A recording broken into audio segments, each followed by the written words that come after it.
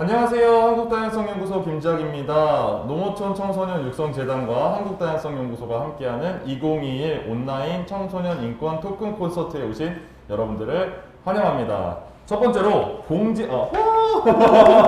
감사합니다.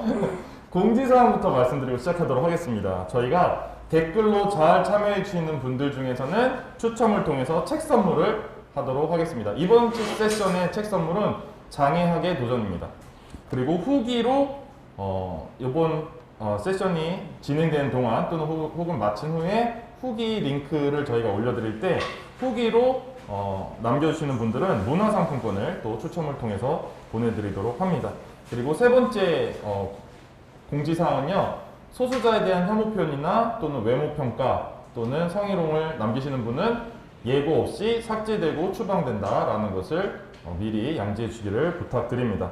저희가 이틀 동안 진행되는 총 6개 세션 중에 지금은 두 번째 세션이 시작될 거고요. 장애와 인권에 대해서 이야기를 나누도록 하겠습니다. 두 분, 지훈님과 지민님 모셨어요. 박수로 환영하겠습니다. 네, 두 분 소개부터 부탁드릴게요. 네, 저부터 할게요. 안녕하세요. 저는 유튜버 구루님으로 더 잘 알려진 김지우입니다. 현재는 대학생이고요. 저는 요즘에 최근에 관심이 있는 게 패션이랑 장애 인권이에요. 제가 특히 청소년 인권에 예전부터 관심이 많았고 지금도 관심이 굉장히 많거든요. 그래서 이번 자리도 굉장히 뜻깊게 초대해 주셔가지고 너무 감사하게 생각하고 있습니다. 잘 부탁드립니다. 네, 감사합니다. 굴로라 구루님, 지윤님 모셨고요. 지민님. 네, 안녕하세요. 저는 유지민이고요. 저는 딱히 하는 건 없고 그냥 서울에 있는 강명중학교 3학년에 재학 중입니다. 저는 요즘 저의 관심사는 저도 이제 아무래도 장애 청소년으로서 저에 대한 인권과 여성 인권과 청소년 인권, 장애 인권 그리고 그걸 통틀어서 장애 여성 청소년으로서 가지는 그런 사회적 이슈들에 대한 관심이 굉장히 많고 공부하는 중입니다. 감사합니다. 뭐 별거 하는 게 없다고 하셨는데 칼럼니스트. 그쵸, 네. 또 그다음에 엄청난 이제 보이그룹.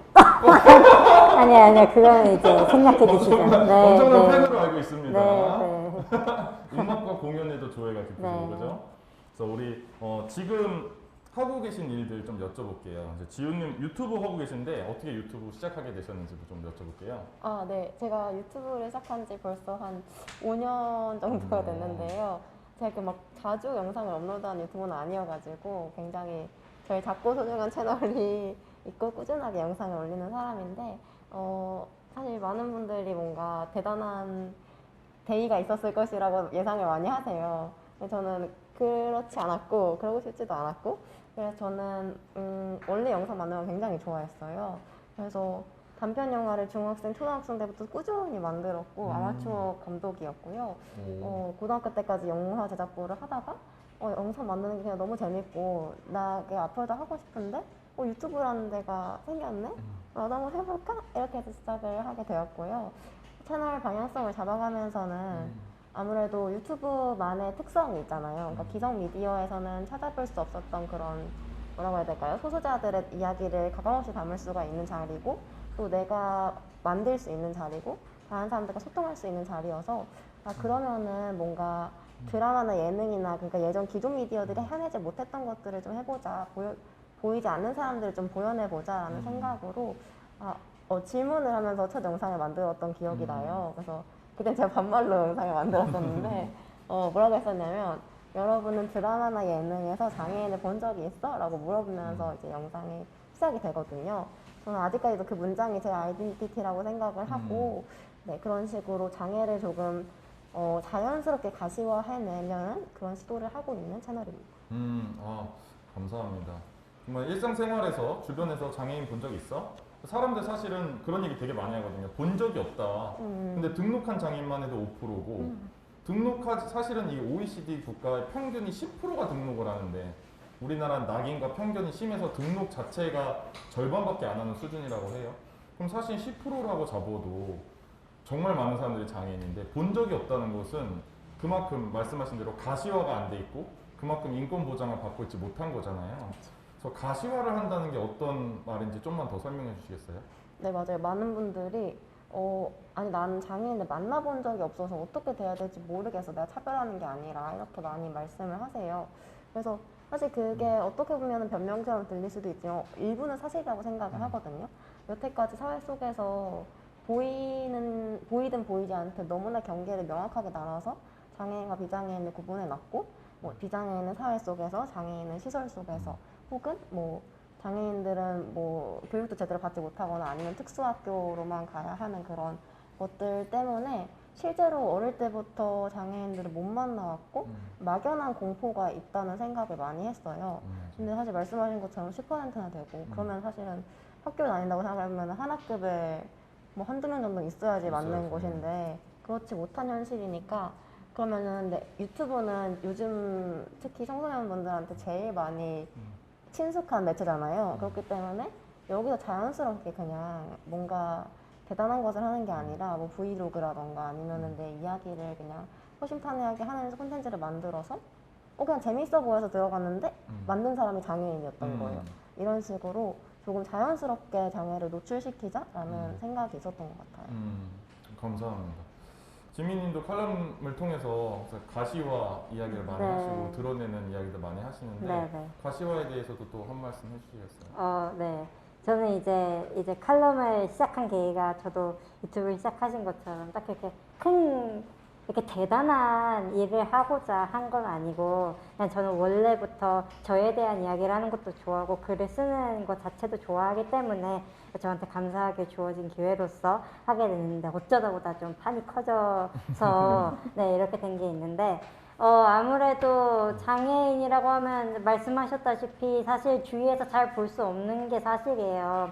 그게 사실인데 이제 제가 이렇게 저의 목소리를 내고 장애에 대해서 이야기를 하고 저의 인생에 대해서 얘기를 하는 것이 단지 저만의 이야기가 아닌 나의 이야기가 비장애인들이 나의 이야기를 통해서 장애를 조금 더 이해하고 알아가고 또 말씀하신 것처럼 뭐 장애인은 뭐 불쌍하다, 뭐 아파서 뭐 병상에만 누워있다 이런 분들도 계시겠지만 그렇지 않은 장애인들도 이렇게 자신의 목소리를 내고 능동적으로 행동하는 장애인들도 많다는 것을 알리고 원래 그런 의도는 아니었지만 앞으로는 그런 방향으로 지향을 하고 네, 글을 쓰고 있습니다. 감사합니다.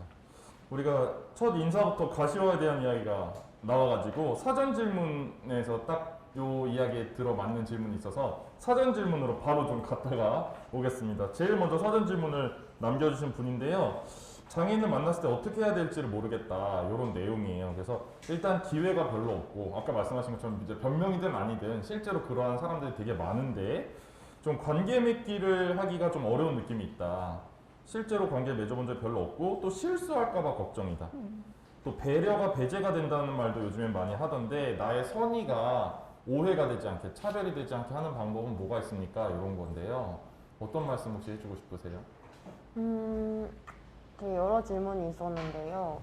일단은 질문자님 본인의 뭔가 잘못이 100%다 이런 느낌은 아닌 것 같아요. 이미 사회 속에서 너무나 극명하게 갈려있기 때문에 사실은 개인이 그냥 자연스럽게 교류하고 싶어도 그렇지 못한 환경이 있으니까 그쵸. 당연히 그런 마음이 들 수가 있을 것 같아요. 그래서 뭔가 나는 이러한 마음을 느끼는 것 자체가 난 차별주의자인가? 이러면서 자책은 안 했으면 좋겠다는 마음이 첫 번째로 있고요.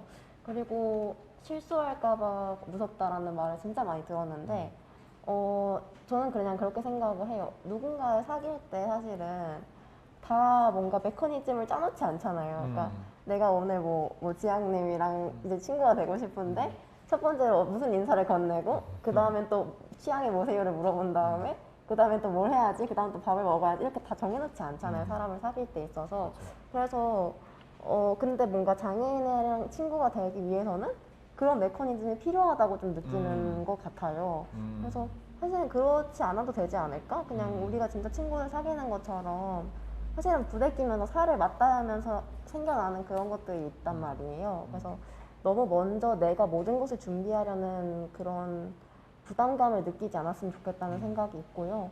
또 실수를 해도 사실 이게 실수구나를 알아채는 것만으로도 저는 되게 좋다고 생각해요. 그럼 다시는 안 하면 되는 거고 그게 제일 나쁜 거죠. 이게 뭐가 실수야? 난 선의로 한 건데 너 이게 제일 나쁜 거죠. 잘하려고 그런 거야. 네, 그거는 그렇지만 아 이게 실수구나라고 깨달은 순간 또 그만큼 더 진전할 수 있는 거니까 그냥 실수를 파악해야 하는 예민한 촉만 있으면 되지 않을까 하는 생각을 제일 많이 하는 것 같아요 요즘. 감사합니다. 저도 사실 그런 질문을 되게 많이 듣는 편이거든요. 장애인이랑 대화할 때 실수하면 어떡하나. 또 성소수자 용어를 모르니까 말 실수할까봐 성소수자 뭐 못 만나겠어요. 오히려 뭐 무서워요. 차별주의자라 할까봐 이런 얘기를 되게 많이 하시는데 모든 거를 지식적으로 다 알아야만 관계 맺기 할 수 있는 건 아니다. 실수해도 틀려도 말씀하신 대로 잘못인지 알고 또 사과하고 생각하고 다시 안 하면 되는 거고 또 사실은 태도가 중요한 거잖아요.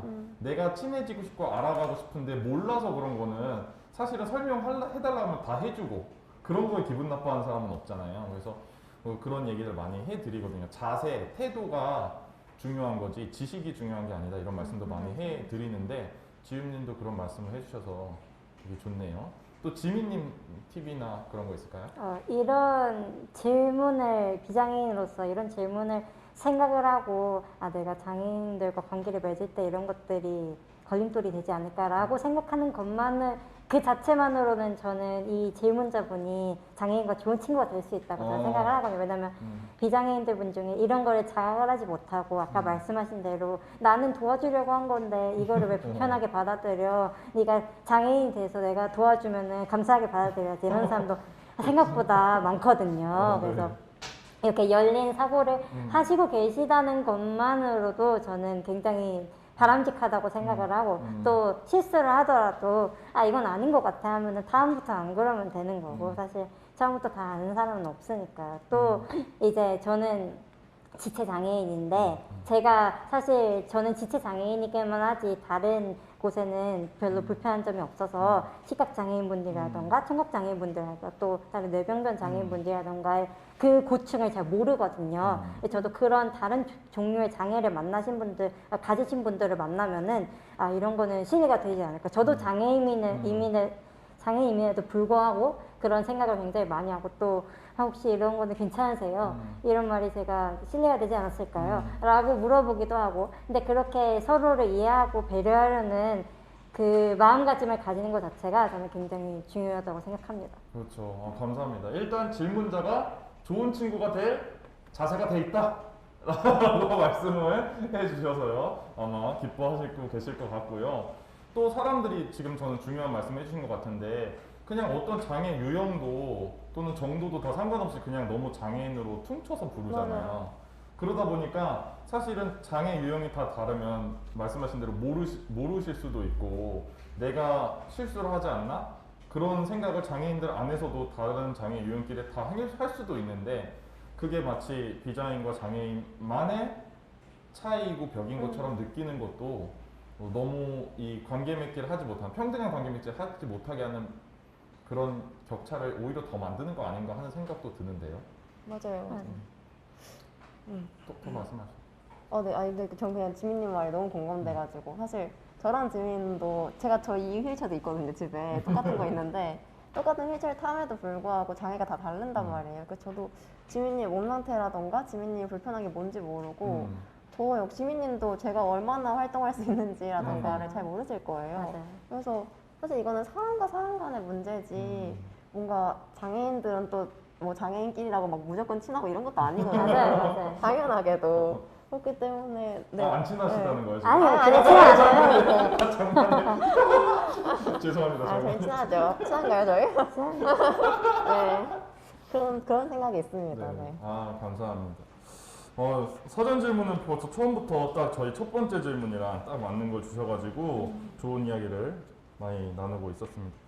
또 한 가지 이제 소개하신 것 중에 이야기하신 것들 더 질문 드려볼게요. 관심사가 이제 지윤님 같은 경우는 패션과 인권이라 하셨는데 저도 사실 패션과 인권이 가장 큰 관심사거든요. 그래서 너무 이제 반갑다라는 생각을 했어요.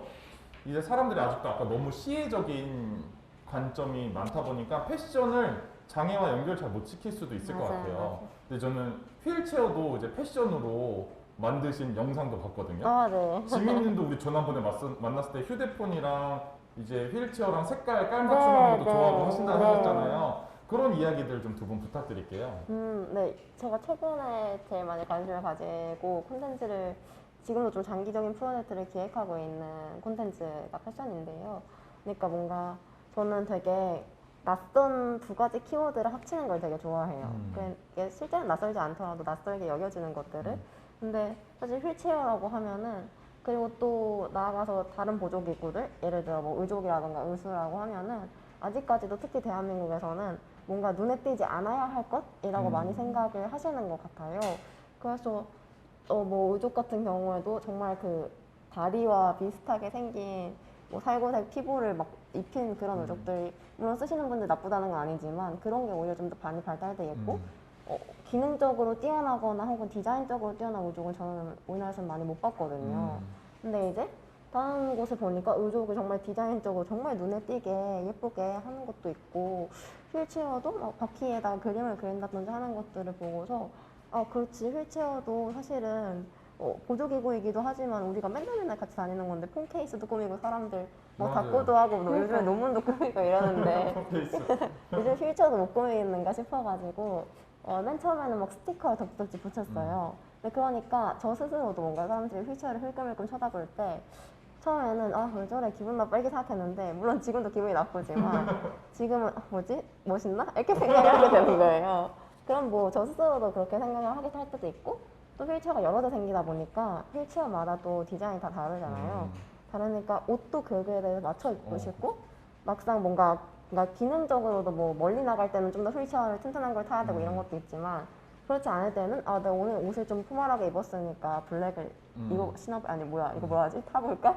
라고 하던지 이런 것들이 있어서 그러니까 좀 저는 여러 가지 이미지가 휠체어에 있었으면 좋겠어요. 단순히 그냥 보조기구에서 그치는 게 아니라 어떤 사람한테는 이게 되게 재밌는 놀이가 될 수도 있는 거고 어떤 사람한테는 패션으로서 기능을 할 수도 있는 거고 이런 식으로 물론 조심해야겠죠.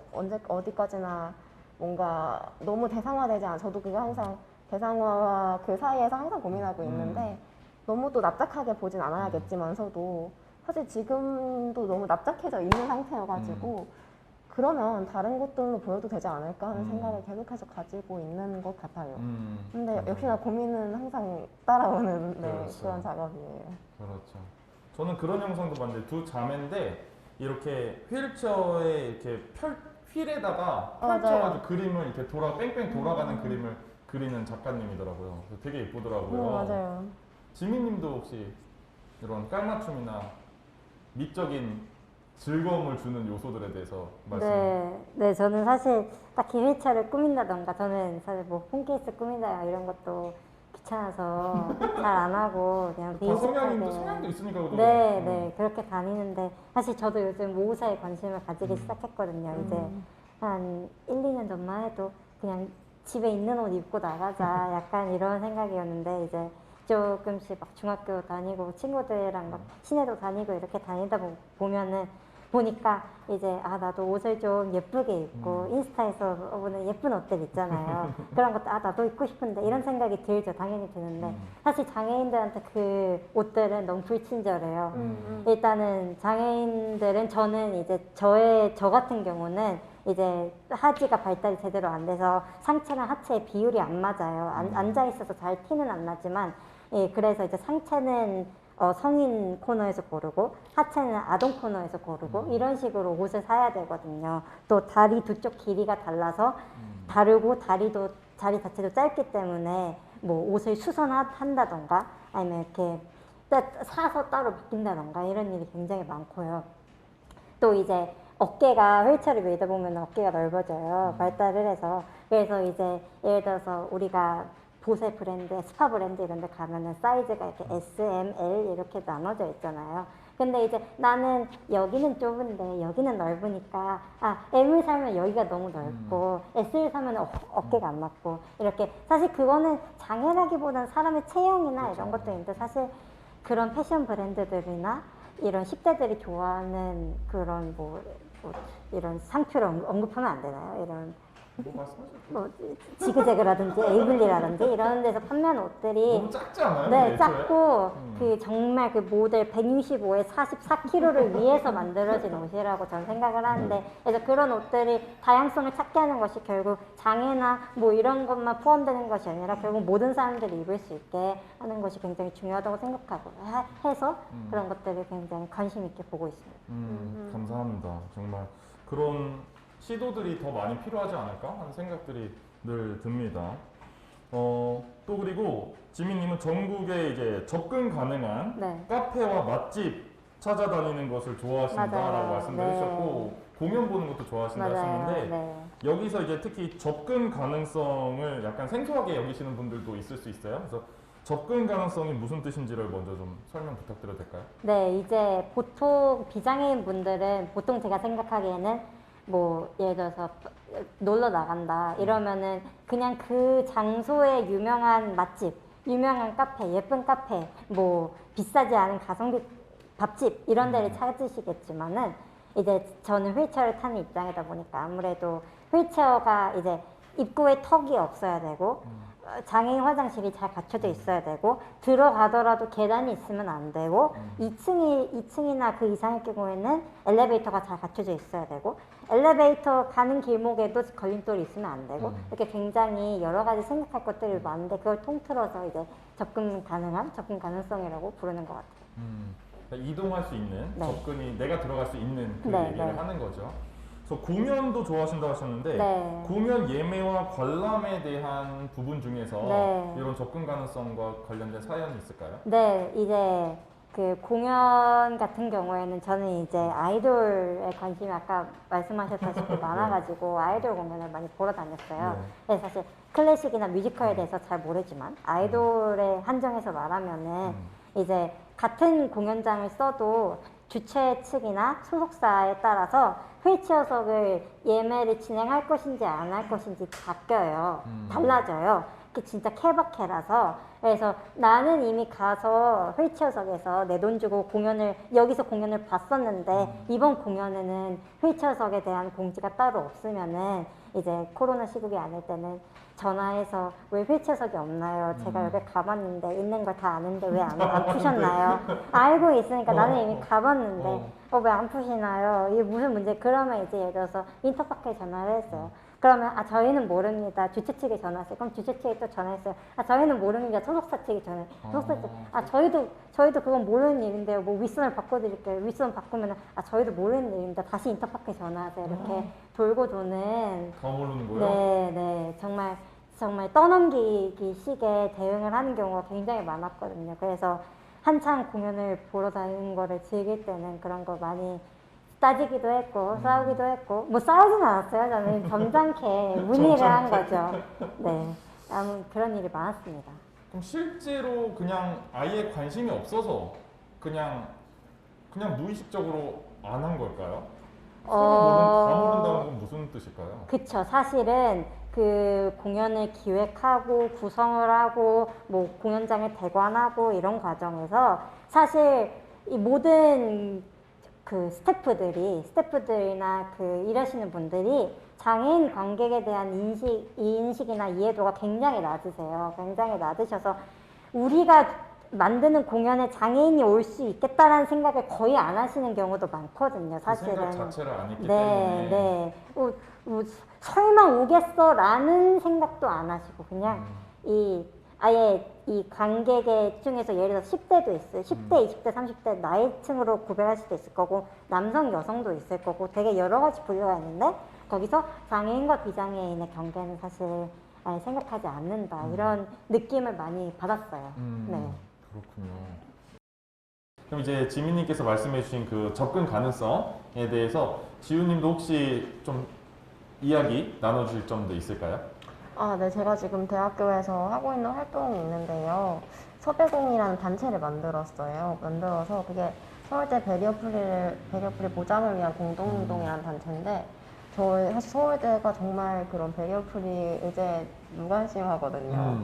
정말 캠퍼스가 넓은데도 불구하고 교육면에서는 좀 잘 되어 있는데 다른 학교보다는 이동에 있어서는 아직 어려운 점이 정말 많고 서울대 바깥쪽에는 놀려고 해도 학생들이 상권이 그렇게 좋지가 않아요. 해와 마냥 네. 이렇게 뭔가 들어갈 수 있는 건물 거의 없어서 이걸 좀 어떻게 바꿔보자 해가지고 저희가 지금 전수조사를 하고 그 접근 가능한 식당을 찾아가지고 지도를 만들고 접근 가능하지 않는 식당들에 경사로를 설치하는 사업을 하고 있거든요. 근데 이게 정말 중요하다고 생각하는 게 사실은 대학 생활에 있어서 공부 잘하는 것도 물론 중요하고 수업을 잘 듣는 것도 중요하지만 전 대학 생활이 그 강의로만 채워진 건 아니라고 생각을 하거든요. 그러니까 친구들과 맺는 관계라든지 아니면은 많은 다른 사람들과 이제 교류하는 게 되게 대학 생활의 큰 축이라고 생각을 하는데 사실 그런 건물들, 식당들에 가지 못하게 갈 수 없게 만든다는 건 그러한 교류를 차단해버리는 거라 생각을 해요. 대학 생활의 반쪽이 없어지는 거죠. 근데 그게 정말 심각한 문제인데 그렇게 심각하게 받아들여지지가 않는 것 같아요. 그 접근 가능성이 비단 그냥 식당에 가냐 마냐의 문제가 아니라 다른 이들과 교류할 수 있는가, 함께 활동에 참여할 수 있는가의 문제여서 요즘 가장 중요하게 생각하고 있는 그런 네, 주제인 것 같아요. 그러네요. 그냥 식당을 가냐 못 가냐가 아니라 그냥 사람들 간의 연결을 끊는다, 관계 맺음을 방해한다라고 생각을 하면 훨씬 더 큰 문제로 심각하게 받아들여야 될 텐데 그러지 못하는 게 안타까운 것 같습니다. 몇 년 전이었던 것 같은데 굉장히 좀 충격적이었으면서도 재밌었던 게 서울대학교 중앙도서관인가? 어떤 건물인지 정확히 잘 기억이 안 나는데 대통령 건축상인지 장관 건축상인지 그런 상을 받았어요. 근데 말씀하셨던 이 비슷한 동아리가 있었는데 8개의 출입문이 있는데 하나도 휠체어가 들어갈 수가 없는 거예요. 그 건물에. 정말요? 근데도 그 건물이 건축 대상을 받았습니다. 그래서 이게 무슨 건축 대상 주면 안 된다라고 오히려 학생들이 말했던 그런 사연이 갑자기 기억이 나네요. 부끄럽네요. 그렇습니다.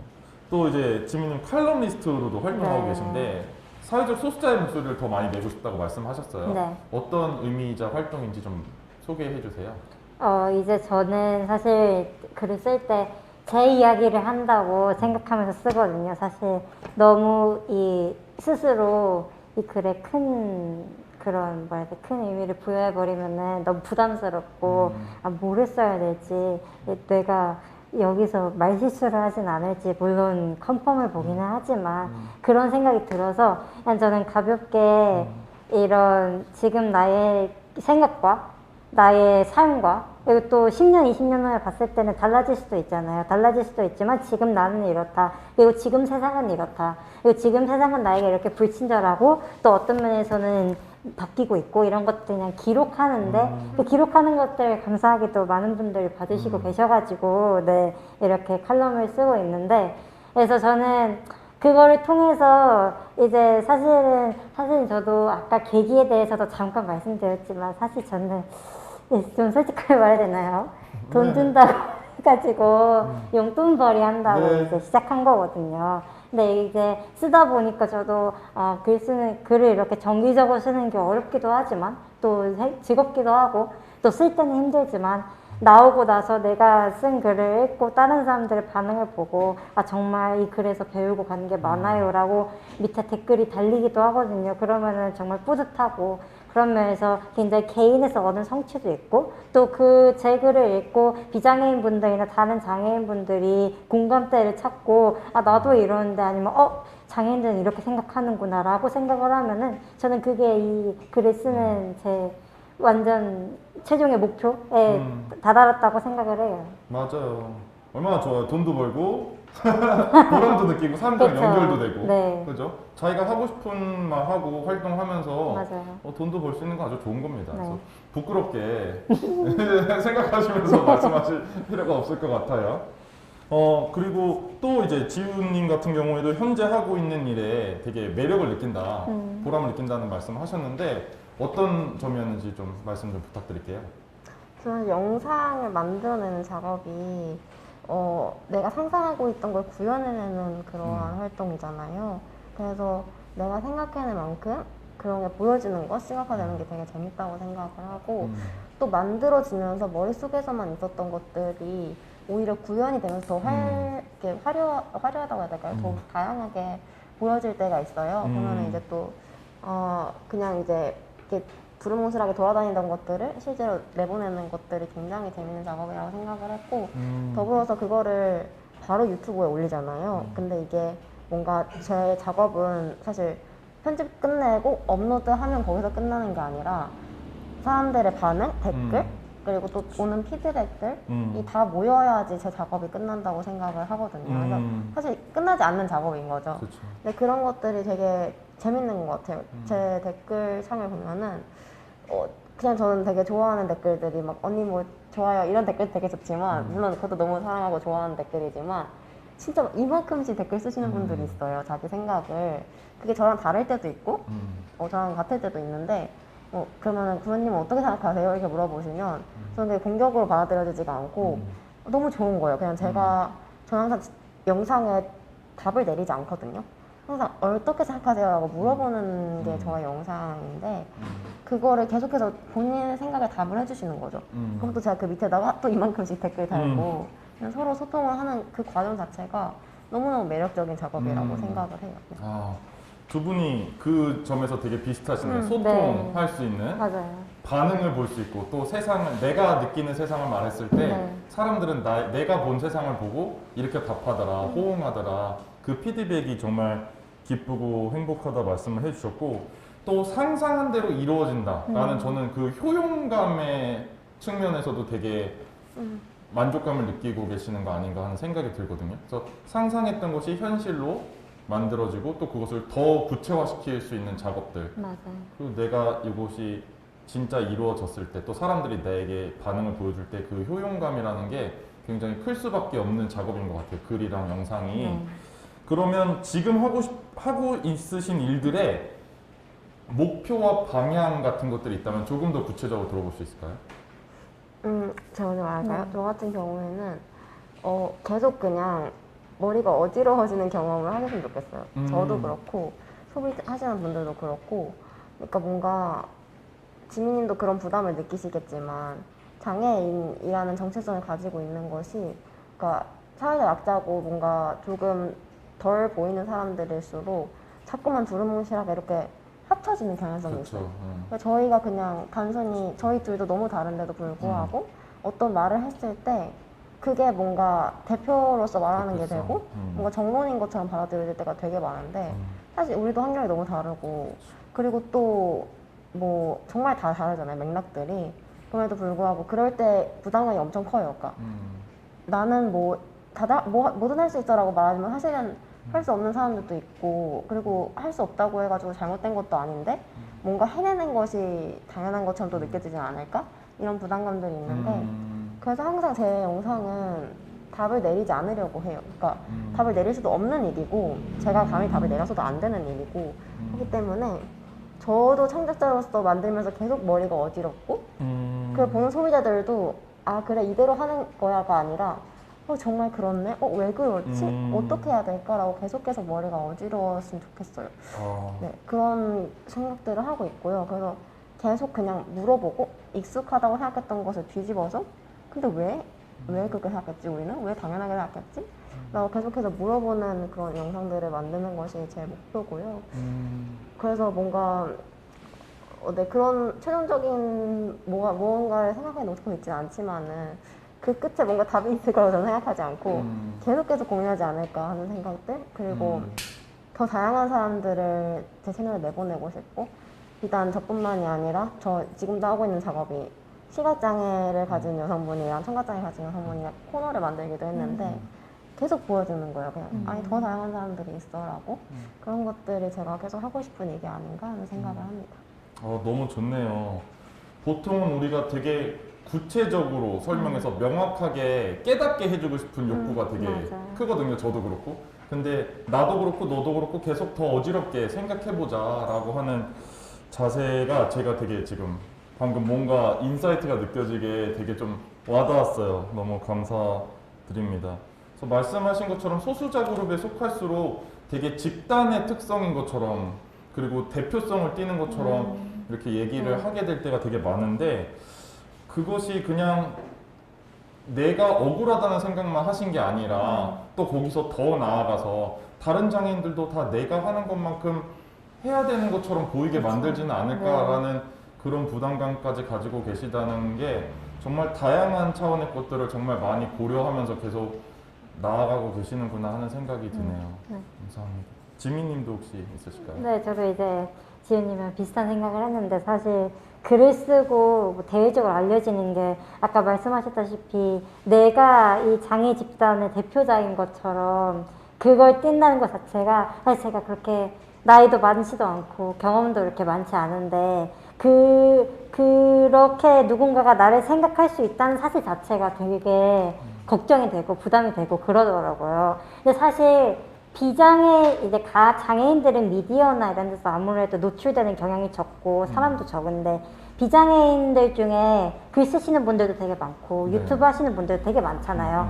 근데 우리가 그분들의 영상을 봤을 때 한두 사람의 영상이나 글을 읽거나 보고 모든 뭐 예를 들어서 그분이 20대 여성이면 모든 20대 여성은 이렇게 사는구나, 모든 40대 남성은 이렇게 사는구나 이렇게 생각하지 않잖아요. 그쵸. 이 사람은 이런 인생을 사는고 이런 건 좋고 이런 건 나랑 맞지 않는다 라고 생각하는 것처럼 우리도 그러니까 지우님도 그렇고 저도 그렇고 이게 이 집단의 대표적인 예시, 물론 예시가 될 수는 있겠지만 모두가 이렇게 굴어야 되는 것도 아니고 우리도 장애인에 속해 있긴 하지만 또 각자로서 취향도 있는 거고 성향도 있는 거고 살아온 배경도 다 다르니까 그냥 이 사람은 이렇게 사는구나 그냥 이렇게 정도만 받아들여 주셨으면 좋겠어요. 사실 너무 걱정을 앞서서 사서 걱정을 하는 하는 건가라는 생각도 들기는 한데 아무튼 저는 그렇게 생각해 주셨으면 좋겠습니다. 네, 감사합니다.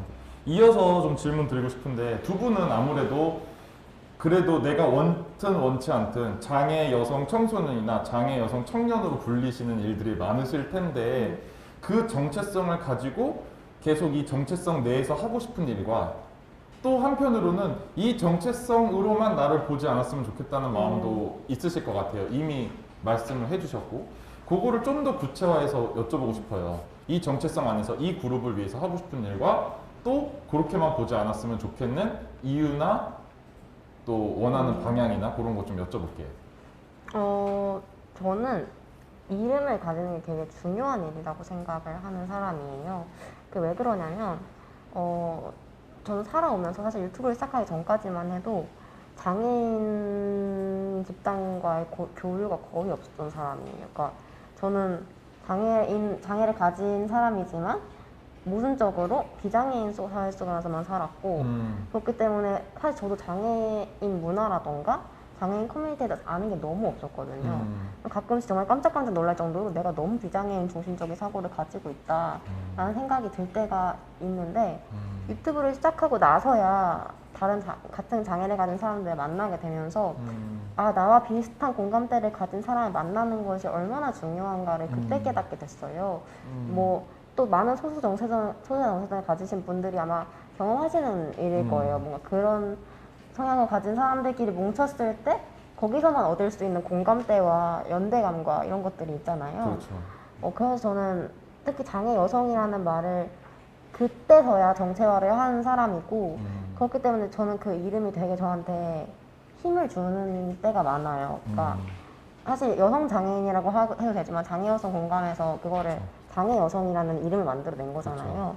사실 여성 장애인 그냥 거기가 플러스 되는 게 아니라 장애 여성이라고 합쳐졌을 때 거기서 생기는 수많은 맥락과 수많은 정체성 등들이 있어가지고 그렇게 말을 하는 건데 저는 그래서 사실은 그 이름을 계속 기억하는 게 되게 중요하다고 생각하는 것 같아요. 그러니까 다른 남성 장애인들과 비교를 해도 사실은 학력도 현저히 낮고요, 장애 여성이. 장애인 사회 속에서의 입지도 사실 장애 여성이 가지는 입지가 훨씬 좁은 게 현실이라서 그럴 때일수록 장애 여성이라는 사람들이 분명히 존재하고 우리끼리 뭔가 그렇게 가지고 가는 것이 되게 중요하다고 생각해가지고 저는 그 이름을 굉장히 사랑하긴 하는데요. 근데 말씀해 주셨던 것처럼 저는 이 일을 해오면서 계속 불안감을 느끼기는 해요. 그러니까 단순히 뭔가 일반화 당함의 불안함도 있겠지만은 그것보다 또 나는 요 말밖에 할 수 없는가 하는 불안감이 있어요. 그러니까 분명히 내가 장애 여성으로서 당사자로서 할 수 있는 말들이 있고 그것들이 뭔가 힘을 가지는 건 맞지만 언젠가부터 모든 이슈들에 장애를 엮는 제가 보이는 거예요. 사실은 뭐 지향할 필요도 없고 지향할 필요도 없다고 저는 생각을 하는데 너무 당연한 저의 정체성이기 때문에 근데 언젠가부터는 난 장애 이슈 말고는 할 수 있는 말이 없는 사람인가? 한 좀 그런 내 정체성에 내가 갇혀버리는 약간 그런 부담감은 여전히 있는 것 같아서 요 밸런스를 어떻게 해야 될지는 저도 아직까지도 고민하는 그런 일인 것 같습니다. 아, 감사합니다. 정말 여러모로 고민이 깊으실 것 같아요. 힘을 주는 언어이기도 한 장애 여성이라는 정체성과 또 본인 안에 비장애인 중심적인 사고방식을 발견하셨다는 것도 되게 재밌는 것 같아요. 사실 뭐 여성들도 성차별적이거나 성역할 고정관념적인 생각을 남성 중심적인 사회에 살다 보니까 많이 하잖아요. 그런 거랑 이제 일맥상통하는 지점인 것 같은데 그렇게 계속 발견해 가시는 점과 또 여기에 갇히지 않았으면 좋겠는 마음이 이제 상존하시는 것 같습니다. 지민님도 말씀 들어볼 수 있을까요? 네, 저도 사실 비장애인들이랑만 같이 살아와서 사실 제 주변에 장애인은 진짜 저밖에 없어서 저 지은님처럼 비장애인들처럼 생각하고 비장애인들처럼 행동하고 나는 그냥 항상 앉아만 있지만은 저 친구들과 똑같다라고 생각을 하면서 살아왔고 사실 그게 맞기도 해요. 이게 내가 휠체어 탔다고 뭔가 대단하게 달라지진 않거든요. 하지만 그럼에도 불구하고 그 안에서의 차별점은 있고 차이점도 있고 뭐든지 할 수 있을 것처럼 말을 하지만 사실 안 되는 것도 있고 못하는 것도 있거든요. 그래서 사실은 너무 뭐라 해야 되지?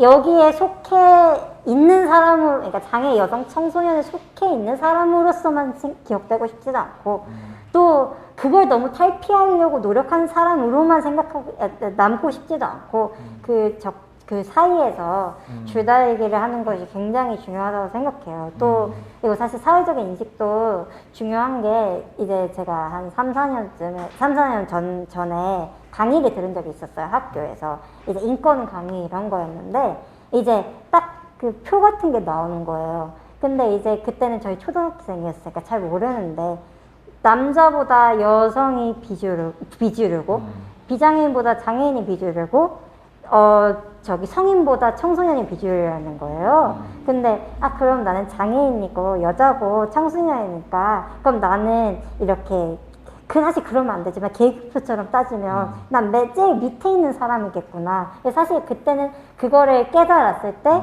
되게 우울했었어요. 나는 어딜 가서도 약자에밖에 속하지 못하겠구나.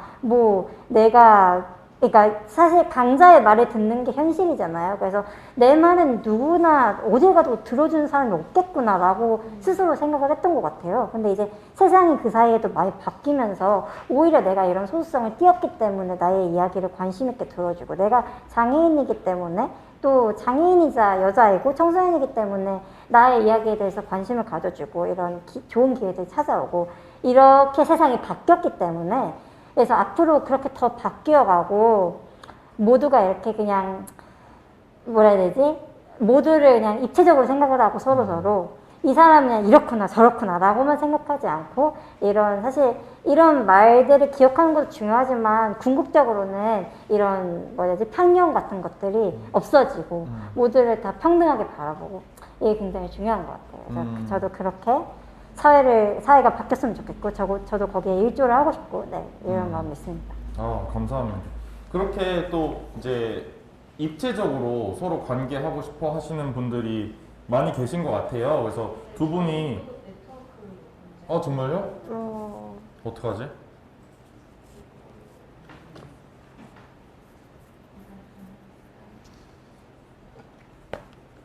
우리 촬영은 진행되고 있으면 그냥 해도 되나요?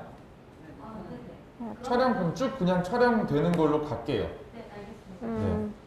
녹화 계속 돌아가고 있고요. 일단 바로 가겠습니다. 큐. 네. 그래서 사전 질문 보내주신 분들 중에서도 두 분이 나오신다고 하니까 이제 질문을 보내주신 내용 중에서 장애인들과 더 이제 입체적으로 만나고 관계를 하고 싶은데 이제 잘 모르겠다라고 하신 분이 또 아까도 질문을 드렸지만 또 두 번째 질문인데요.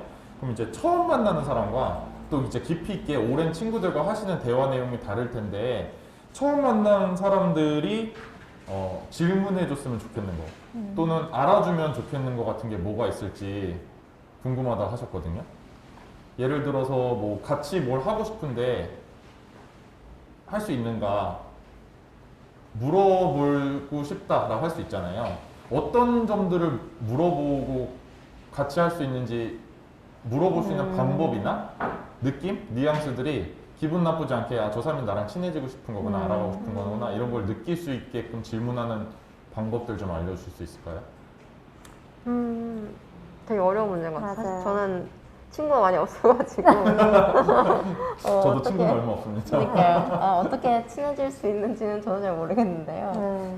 그런데 이제 제가 생각하는 말은 아니고 어딘가에서 아마 다른 분 원현변호사님이었나? 제가 정확히 기억이 안 나는데 해주셨던 말씀이 뭔가 사실 뇌성마비 장애라고 하더라도 저는 뇌성마비 장애인데 너무 다르거든요. 어떤 사람은 뭐 어디가 불편하고 어떤 사람 뭐 저는 뭐 걸음이 좀 불편하고 이런 게 다 달라가지고 무슨 장애가 있어? 라던가 혹은 정말 불쾌한 뭐 언제부터 그래서 뭐 나을 수 있어? 이런 질문들은 정말 상가하지만 너는 어떤 도움이 필요해? 라고 물어보는 거는 그러니까 그런 방식이 되게 좋다고 말씀을 해주신 적이 있었어요. 그러니까 사실은 그 질문은 장애 비장애를 떠나서 처음 사귄 사람한테 할 수 있는 질문이라고 생각하거든요. 예컨대 뭐 넌 뭘 좋아해? 넌 어떤 도움이 필요한 사람이야? 라고 했을 때 뭐 어떤 혹자는 뭐 나는 뭐 턱이 없는 식당에 갔으면 좋겠고 혹은 너가 내 왼손을 잡아주면 좋겠어 라던가 이렇게 말할 수도 있는 거고 그럼 이렇게 말하는 거예요. 난 뇌성마비 장애인이야 라고 하는 게 아니라 나는 함께 걸을 때 내 왼쪽에 사람이 있어서 좀 좋겠는 사람이야 라고 설명을 할 수 있는 거겠죠. 그렇죠. 네, 혹은 뭐 굳이 장애가 있지 않더라도 뭐 나는 뭐 혹시 비건을 하는 사람이면은 나는 뭐 비건 메뉴가 있는 식당에 함께 가주면 좋겠다고 생각하는 사람이야 라던가 이런 식으로 말을 할 수 있을 것 같아서 굳이 너의 정체성은 무엇이며 네가 가지고 있는 문제점은 무엇이며 이렇게 물어보는 게 아니라 내가 무엇을 할 수 있을까라고 질문을 하는 것이 좋은 접근이 아닐까라고 조심스럽게 이야기를 할 수 있을 것 같아요. 네. 물론 모든 사람들에게 다 똑같지 않겠지만 말씀해 주신 바에 따르면 어떤 장애를 가졌는지 뭐 유형이 뭔지 뭐 몇 급인지 뭐 중증인지 경증 이런 걸 따져 묻는 게 아니라 내가 너랑 뭐 밥을 먹고 싶은데 영화를 보고 싶은데 어떤 식당에 갈 수 있는지 가고 싶은지 함께 찾아본다든지 아까 그 말씀하신 게 되게 좋은 것 같아요. 왼쪽에 사람이 있으면 좋겠다라든지 비건 메뉴가 있으면 좋겠다라든지 이런 걸 말을 할 수 있는 것처럼 그런 것들을 함께 이야기하고 정해가고 우리 둘이 함께 하는 활동의 내용과 범주들을 정하는 질문들을 대화를 나눌 수 있으면 좋겠다.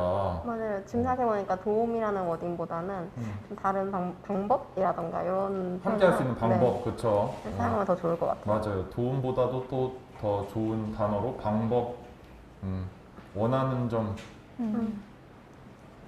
원하는 점, 필요한 점 괜찮을까요? 네, 뭐 괜찮을 것 같네요. 네. 네. 어렵네요. 제 친구가 없어서 이런 나도 질문을 친구가 없어서. 네. 친구가 없어서. 단어 찾기 사실은 뭐 친구가 없어서라고 그냥 재밌게 해주셨지만 사실은 진짜 모두에게 좋은 단어, 편한 단어, 모두가 포함되는 단어를 찾는 일은 늘 어려운 것 같아요.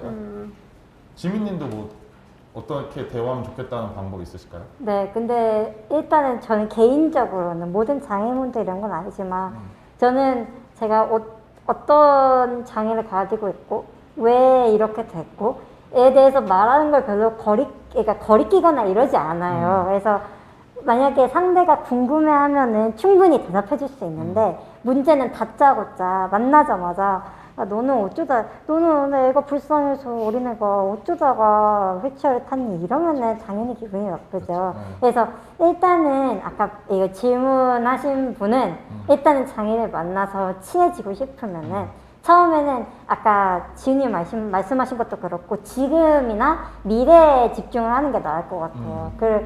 사실 장애인이 된 계기라든가 뭐 앓고 있는 병은 사실 과거의 일들이잖아요.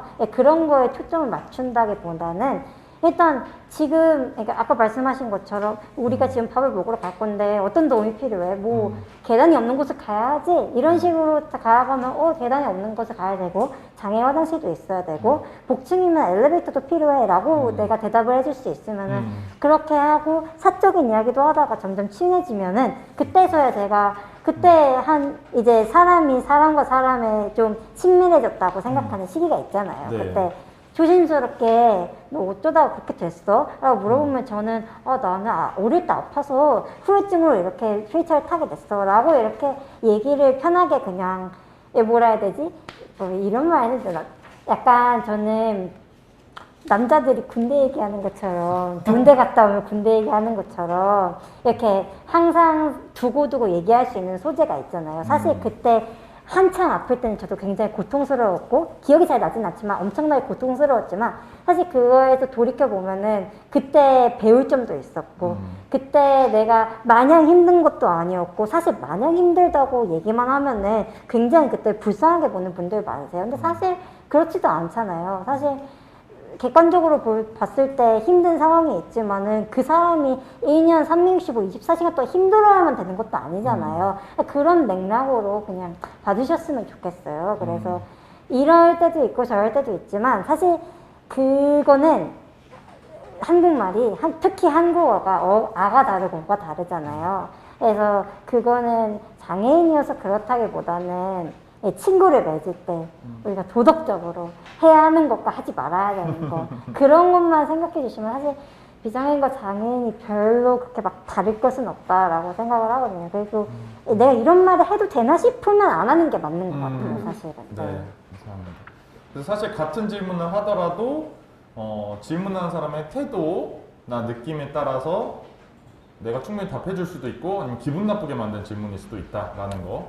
그 다음에 또 과거의 장애를 어떻게 갖게 됐는지 또는 뭐 날 수 있냐든지 극복한다든지 이런 게 아니라 함께 하고 싶은 활동에 중심을 맞춰서 어떻게 함께 해 나가자라는 것에 초점을 더 맞추면 좋겠다라는 말씀까지 감사합니다. 이렇게 지금도 두 분이 글을 통해서 영상을 통해서 또 이런 인터뷰를 통해서 장애와 인권에 대한 이야기를 많이 하고 계신데 혹시 인권에 대해서 많이 말을 하면서 생긴 변화가 있을까요? 주변 사람들의 인식도 좋고 스스로의 이제 내면의 변화도 좋습니다. 저는 제일 크게 변한 게 사실 제가 막 인권 활동가라고 잘 생각하진 않지만은 그런 제가 아까도 말씀드렸지만 저는 너무 비장애인의 시선이었단 말이에요. 사실은 저도 장애에 대해서 너무 몰라요. 너무 모르고 계속 공부해 나가는 중이고 그런데도 아직 모르는 것들과 저도 아직 미지에 무언가가 있는데 저의 몸에도 그랬어요. 그러니까 제 신체에도 지민님은 아까 휠체어를 이렇게 밀어가지고 상체가 넓다고 하셨지만 저는 반대로 상체도 잘 못 쓰기 때문에 엄청 상체가 이렇게 마르고 좁아요, 어깨가. 근데 저는 저의 몸이 너무 싫었었거든요. 근데 이런 것들, 그러니까 제가 어떻게 보여지는가, 그리고 이렇게 움직였을 때 저의 팔이나 다리가 비장애인처럼 움직이지 않았을 때 그런 고통? 그러니까 그걸 내가 다시 봐야 할 때 그런 점들이 있었는데 유튜브를 하면서 처음에는 아마 보신 분들은 아시겠지만 처음에 그냥 가만히 앉아만 있어요. 가만히 앉아만 있고 그렇게 움직임이 많지도 않아요. 근데 언젠가부터는 얘가 서 있기도 하고 막 걷기도 하고 이런 모습이 유튜브에 나오거든요. 저 그게 제일 많이 변하는 것 같아요. 그러니까 나의 몸 자체를 그대로 마주할 수 있는 힘이 저한테는 생겨서 이게 어떻게 보면 인권과 연결해지면 장애라는 요소를 뭔가 편집되고 삭제되어야 할 것이 아니라 그대로 내가 가감없이 보여질 수 있고 남한테 보여줄 수 있게 느껴졌던 것? 그게 저한테는 가장 큰 변화이고요. 또 사실은 주변 사람들 중에서도 막 장애 인권에 관심이 막 큰 사람들은 많이 없었는데 제가 이렇게 활동을 하면서 엄마 아빠도 그렇고 이렇게 좀 옛날보다 생각이 더 많이 하시는 것 같고 아빠도 막 페이스북에 글도 쓰시고 엄마도 예전에는 사실 그 장애 아동의 어머니로서 사실은 비장애인과 동등해지면 좋겠다는 그런 욕망이 있잖아요. 그렇기 때문에 저희 운동도 정말 열심히 시키시고 예쁘게 걷게 하시고 이런 생각들이 있었는데 저 그 지민님도 칼럼 쓰셨잖아요. 걷지 않기로 결심했다는.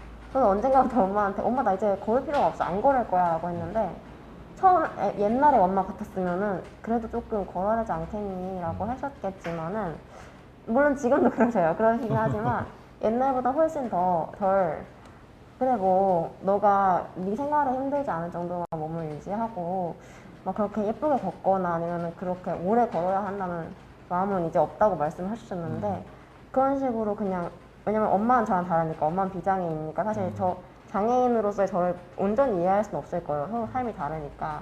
그런데 맞춰 나가는 거죠. 서로의 몸에 익숙해지고 그냥 그렇게 인정하게 되는 것? 그게 제일 많이 달라진 것 같아서 되게 좋은 변화라고 저는 생각하고 있어요. 아, 너무 좋은 변화들이 계속 일어나고 있네요. 감사합니다. 지민님도 혹시 삶의 변화 있을까요? 일단은 제가 이렇게 대회 활동을 하거나 영상이나 글 같은 게 올라오면 저희 담임 선생님이 항상 단톡에 공유를 해주세요. 우리 반 지민이가 이렇게 멋진 방송에 나와서 뭐 이렇게 올려주시고 친구들도 거기 답을 달아주는데 저희 학교가 이제 중학교를 제가 다니고 있는데 초등학교, 중학교 붙어 있어요. 그래서 제 지금 친구들은 짧아도 6년 이상 본 되게 오래된 친구들이거든요. 친하고 안 친하고를 떠나서 굉장히 저를, 그러니까 되게 장애라는 걸 익숙하게 받아들일 친구들이고 저랑 정말 친한 친구들은 이제 제가 장애인인 걸 잊을 정도로 굉장히 그런 거에 대해서 무감각해졌다 그래야 되나? 이런 친구들인데 그래서 친구들이 이 코멘트를 달아줄 때도 넌 장애인이어서 장애인인데도 이렇게 하니까 정말 대단하구나가 아니라 너는 같은 친구로서 너 이렇게 되게 멋지다 나와서 뭐 영상도 찍고 뭐 그런 친구 없잖아요. 너 영상도 찍고 글도 쓰고 정말 멋지다 라고 해주는 게 사실은 사실 저의 개인적으로 추구하는 바도 있지만 그렇게 다른 사람들 반응해 주는 거, 가까운 사람들이 넌 정말 대단하고 멋지고 넌 정말 커서 잘 될 사람이다 라고 말해주는 게 가장 큰 삶의 변화라고 해야 되나? 그리고 그런 말 들으면 기분도 좋고 그리고 친구들이 피드백도 해주잖아요. 피드백도 해주면 너는 다음에 이런 기회가 있으면 이렇게 말해보고 다음 글 쓸 때는 이런 것도 써볼까? 라고 생각을 하는 게 되게 좋은 것 같아요. 그리고 또 그 친구들이랑 가족들 입장에서도 저 같은 사람을 사실 저 아니면 만날 일이 그 친구들도 없을 텐데 이렇게 만나서 서로의 그거를 이해를 한다는 게 좋은 것 같습니다. 아, 감사하네요. 정말 너무 좋은 얘기를 많이 해주셔서 진짜 감사합니다. 그럼 이 영상도 그 단톡 방에는 올라오겠네요, 최소한? 네, 아마 올라갈 것 같아요. 아, 감사합니다. 많이 홍보해 주시고요. 그러면 이렇게 가족들이나 친구들처럼 변하는 사람도 있겠지만 여전히 장애를 치료해야 된다거나 극복해야 된다고 생각하는 사람들도 아직 우리 사회에 많이 있잖아요. 그런 분들께 한마디씩 해주고 싶으신 말씀이 있다면 어떤 걸까요? 일단은 저도 그랬어요. 그리고 그 극복을 강요하는 사람들 중에는 정말 관련 없는 비장애인분들도 있을 테지만 본인이 극복하고 싶어 하시는 분들도 분명히 있을 거란 말이에요.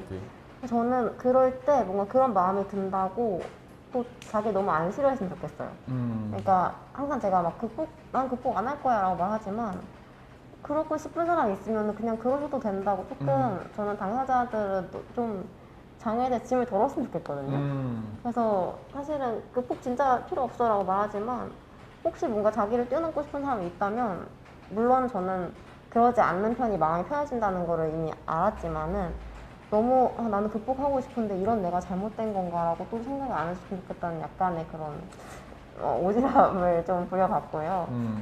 그럼에도 불구하고 제가 그런 단어를 싫어하는 이유는 저는 어쨌든 계속해서 이렇게 살아가야 할 사람이에요. 그러니까 제가 마지막에 죽는 순간까지 막 나중에 뇌를 옮겨가지고 기계에 이식하는 그런 기술이 나오기 전까지는 아마 장애와 함께 살아가야 할 사람인데 꾸준히 그렇게 그러니까 몸에 떨어지지 않는 그런 요소라면은 저는 이걸 지워내고 싶어 하는 마음보다는 요거와 어떻게 함께 살아갈 수 있을지를 고민하는 게 조금 더 행복한 것 같아요. 그렇죠. 네, 내 몸에 익숙해지고 저는 장애에 익숙해진다는 표현을 되게 좋아하는데 저 스스로도 제가 얼마나 활동할 수 있는지에 대해서 매일매일 배워가요. 왜냐면 저는 계속해서 상태가 조금 나빠진다고 해야 될까요? 어쨌든 제가 할 수 있는 활동 범위가 점점 좁아지고 있는데 그 상황 속에서도 계속 익숙해지는 몸을 찾아요. 그러니까 언젠가부터 양말을 신지 못하게 됐는데 그러면은 다리를 휠체어 밖으로 꺼내서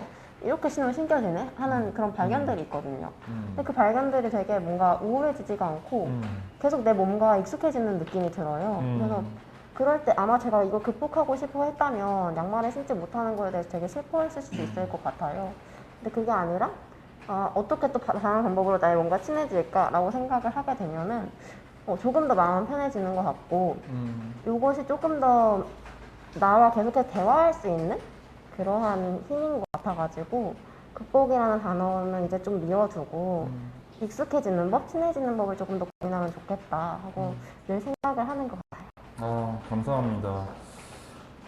극복을 해내고 싶은 마음이 든다고 해서 막 자책감을 가질 필요는 없지만 그래도 익숙해지고 더 친해지고 또 계속 나에게 내가 장애가지고 함께 살아가는 방법들을 발견해내는 것들 말씀해 주셨습니다. 너무 감사합니다. 지민님도? 네. 저는 제가 지난번에 칼럼을 쓸 때 제목을 걷지 않기로 결정한 이유 이런 식으로 썼었거든요. 근데 사실은 주변에서도 아직도 많이 물어봐요. 너 언제 걸을 수 있냐고 물어보면 난 못 걸을 것 같아 이렇게 말해왔어요. 근데 그럼 난 너무 내가 그 단어를 내 입으로 뱉으면서도 너무 우울해지는 거예요. 물론 걷는 것이 정답이 아닌 것을 머리로는 이해하지만 그래도 내 친구도 걷고 엄마도 걷고 아빠도 걷는데 왜 나만 못 걸을까라는 생각을 당연히 들 수밖에 없거든요. 그쵸. 근데 거기서 너는 왜 언제 걸을 수 있어? 그럼 나는 안 걸을 거야. 나는 로봇 다리가 나와도 뭐 신경을 이식하는 기술이 나와도 안 걸을 거야. 라고 말하니까 그러니까 만약에 진짜 그런 좋은 기술이 나올 때 걷고 싶어질 수는 있겠지만 당장으로서는 그렇게 말하는 게 저를 생각하는 입장에서 굉장히 마음이 편해지더라고요. 이거를 내 타의에 의한 게 아니라 내가 스스로 내린 결정이라고 생각하니까 그러면은 나 이제 안 걸을 거니까 걷지 않은 상태에서 예를 들어서 걷지 않는 상태에서 아르바이트는 어떻게 할 것이고 취업은 어떻게 할 것이고 그러면은 나는 앞으로 이렇게 계속 장애인 살아갈 거니까 더 나아가서 40대, 50대, 60대의 장애인으로서의 삶도 생각해 봐야겠구나. 이렇게 하니까 더 세상을 보는 시야도 넓어지고 이렇게 되게 긍정적으로 저한테 다가오더라고요. 네, 그래서 사실은 언제 걸을 거냐, 언제 볼 수 있냐, 언제 들을 수 있냐 이런 질문을 사실 안 하시는 게 나 좋은 것 같아요. 네. 감사합니다. 네. 그래서 못한다가 아니라 내가 하지 않기로 결정했다라고 표현을 하고 말씀하시는 순간 마음도 편해지고 앞으로 나의 삶의 계획도 더 세울 수 있게 됐다라고 해주셨습니다. 너무 좋은 것 같아요. 그리고 사전 질문에 나온 게 네 번째 질문이 하나 더 있습니다. 비장애인도 장애인 인권을 증진하기 위해서 함께 할 수 있는 방법이 뭐가 있을까요? 하셨는데 아주 소소한 것도 좋고요. 정책적인 차원의 큰 것도 좋습니다. 생각나시는 거 좀 말씀해 주시면 좋겠어요.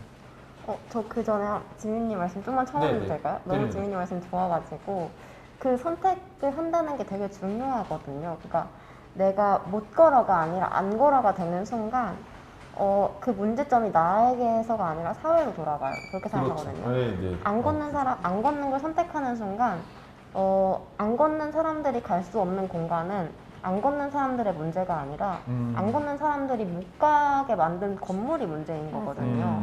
그래서 못 걸어라고 하면은 못 걷는 사람들의 문제가 되지만 안 걷는 사람들의 선택이 되면은 그러면 우리가 뭘 바꿔야 될지가 좀 더 명확하게 보인다고 생각을 해요. 그래서 지민님 말씀이 너무 좋았어가지고 조금 더 보충을 좀 해봤고요. 사실 비장애인 장애인 인권, 그러니까 모든 인권 운동에서 저는 당사자들이 분명 중요하고 당사자들의 목소리가 커야 하지만 저는 그렇다고 해서 당사자가 아닌 사람이 인권활동에 참여할 수 없다고 생각하진 않거든요. 성소유자는 LI가 있듯이. 그렇기 때문에 그러니까 뭔가 물론 계몽하려거나 교조주의적인 뭔가 시선으로 내가 비장애이니까 도와야지 이런 마음으로 시작을 했다면 그건 솔직히 아무도 바라지 않는 일일 것 같지만 그렇다고 해서 내가 당사자가 아닌데 감히 해도 될까라는 마음이 들 때는 아까 지민님 말씀하셨던 것처럼 이미 그런 마음을 가진 사람이면은 전 충분히 모든 일이든 해낼 수 있는 사람이라고 생각을 해요. 반성할 줄 아는 사람이라면.